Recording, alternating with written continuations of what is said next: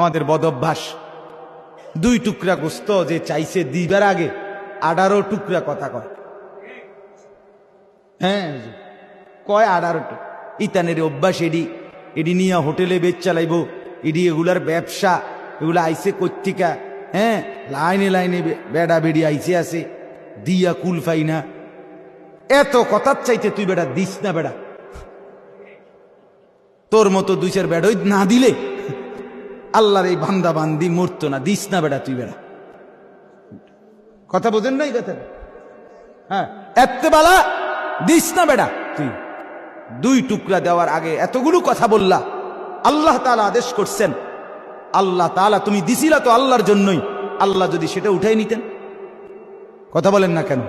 চোখের সামনের থেকে যদি 2 লাখ টাকার গরুটা সরাই নিত, তখন তো ভেটকি দিয়ে থাকতে। ওমা কি ও কথাবার্তি নাই, একেবারে গোটা গরুটাই নাই।